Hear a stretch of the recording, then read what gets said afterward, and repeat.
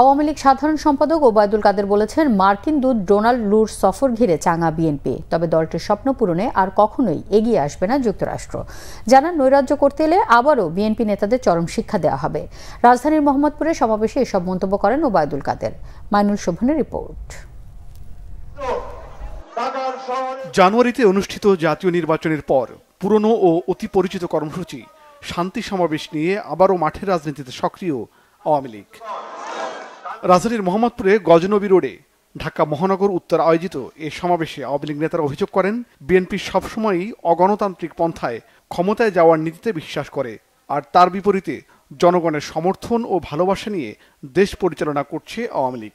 তারা বলেন, আবারও বিদেশি শক্তির জোরে ক্ষমতায় যাওয়ার দিবাস্বপ্ন দেখছে দলটি, তবে যে কোনো পরিস্থিতি মোকাবেলায় সতর্ক রয়েছে তাদের দল।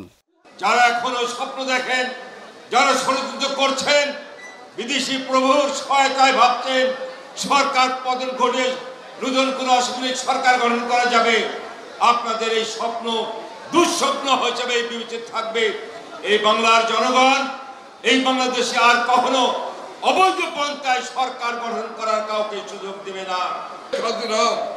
উন্নয়নের পথে বাধা সৃষ্টি করেছে, শান্তির পথে বাধা সৃষ্টি করেছে, হত্যার পথ বেছে নিয়েছে, ধ্বংসের পথ বেছে নিয়েছে ওই বিএনপি জামাত অবশক্তি। আমরা প্রস্তুত রয়েছি যে কোনো পরিস্থিতি মোকাবেলা করার জন্য। অনুষ্ঠানে বিএনপি নেতাদের বিরুদ্ধে ভারত তোষণ নীতির অভিযোগ আনেন আওয়ামী লীগ সাধারণ সম্পাদক ওবায়দুল কাদের। বলেন, কোনো দেশের দাসত্ব নয়, বরং বন্ধুত্বের সম্পর্কে বিশ্বাস করে তাদের দল। এ সময় ডোনাল্ড লুর বাংলাদেশ সফরের বিষয়ে কথা বলেন তিনি। কালকে পল্টনে দাঁড়িয়ে আমাদেরকে বলে ভারতের দালাল। কোথায় পালিয়েছিলেন? ভারতে।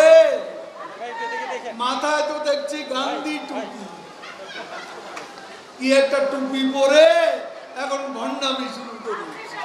মার্কিন সহকারী পররাষ্ট্রমন্ত্রী বাংলাদেশে আসছে, বিএনপি নেতারা আবার চাঙ্গা হয়ে গেছে। বিএনপি স্বপ্ন পূরণের জন্য আমেরিকাও আর আসবে না, এমন এক শিক্ষা দেবে। পালাতে পালাতে বুড়িগঙ্গার পচা পানি খাবে। সদ্য সমাপ্ত প্রথম ধাপের উপজেলা পরিষদ নির্বাচনে ভোটের হারকে সন্তোষজনক হিসাবে মূল্যায়ন করেন আওয়ামী লীগ সাধারণ সম্পাদক। মাইনুল শোভন, বাংলা ভিশন, ঢাকা।